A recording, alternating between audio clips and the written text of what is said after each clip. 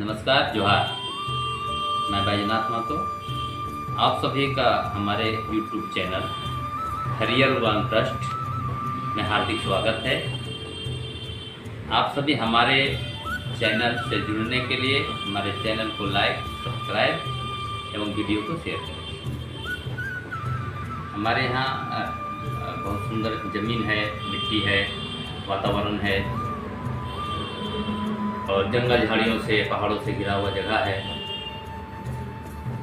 हम लोग चाहते हैं कि हमारे क्षेत्र में पूरी भारतवर्ष में पहला एक झारखंड डुमरी अगल बगल का इलाका ये साबित हो कि यहाँ जैविक खेती कैसे हो और कैसे करें हम लोग। और जैविक खेती के माध्यम से हम लोग पूरे देश को शुद्ध अनाज कैसे दें, क्योंकि हमारे यहाँ जो पत्ता है, जो पहाड़ से जो भी सड़ गल करके वर्मी कंपोस्ट आते हैं वो खेतों तक पहुंचता है।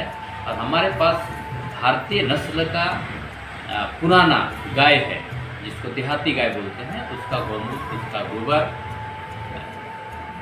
से हम लोग जीवामृत या फिर उसका जैविक खाद, लिक्विड खाद के रूप में उपयोग करके हर एक फसल का उत्पादन करें। और जितना जल्दी हो सके, जो हमारे देश में समझिए दीमक की तरह यूरिया, DAP, कीटनाशक दवाइयाँ, जहरीली दवाएं जो हमारे शुद्ध वातावरण में रहने के बाद भी जो हम दे करके खराब कर रहे हैं, तो ऐसी स्थिति में हम जैविक खेती का बढ़ावा देंगे।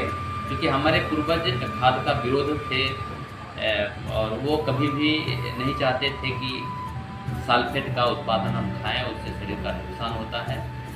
और आज कुछ वर्षों में इसका प्रचलन ज़्यादा हुआ है, जिसके चलते हमारे ज़मीन से जोंगटी, जिसको केचुआ बोलते हैं, जोंगटी है, फिर आपको खोखरा है, केकड़ा, फिर घोंगी है, ये सब विलुप्त होते गया।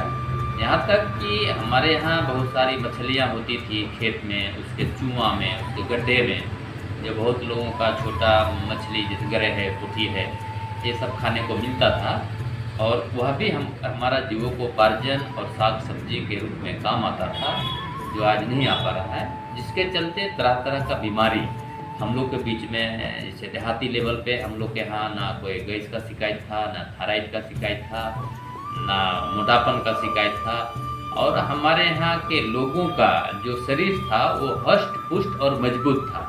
ये सब छीन जा रहा है। इसीलिए पुनः हर लोगों से हम निवेदन करेंगे कि जैविक खेती हम लोग खुद करें, जैविक खेती का बढ़ावा दें।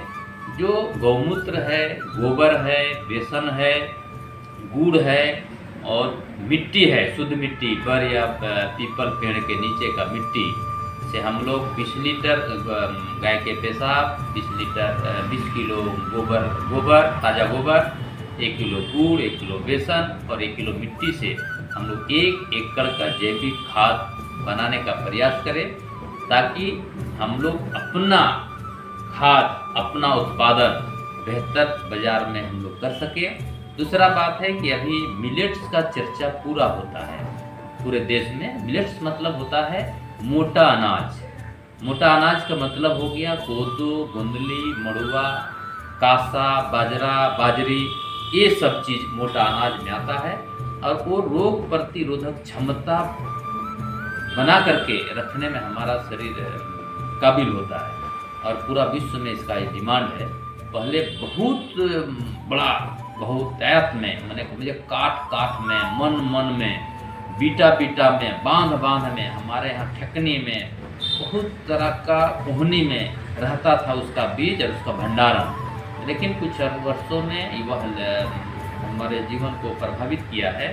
और जो ये हमारा हाथ है, इससे ज़्यादा मोटा हमारा पूर्वज का पंजरा होता था, छाती होता था। और वो चीज़ आज विलुप्त होने के चलते हम बहुत कमज़ोर महसूस कर रहे हैं, कमज़ोर हो गए हैं। आप पता नहीं, हमारे लोग को घट्टा, लपसी, जुंडरा, मड़ुआ खाने में थोड़ा लजापन आ गया है। और लजापन के चलते हम अपने शरीर को कमज़ोर कर रहे हैं।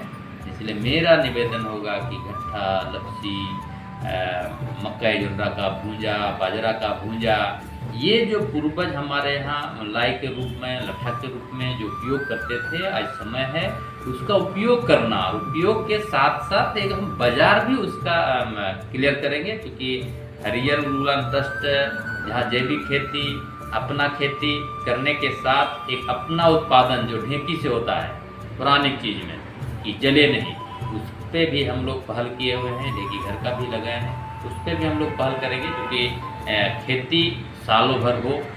क्योंकि हमारे यहाँ एक खेती होता है, हम चाहते हैं सालों भर खेती हो, हमारे यहाँ सालों भर जंगल बचे और सालों भर जानवर का टिकाई शिकाई हो।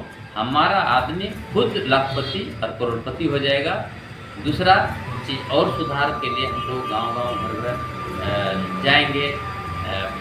मन संग्रह, जन संग्रह, धन संग्रह के रूप में वो हम लोग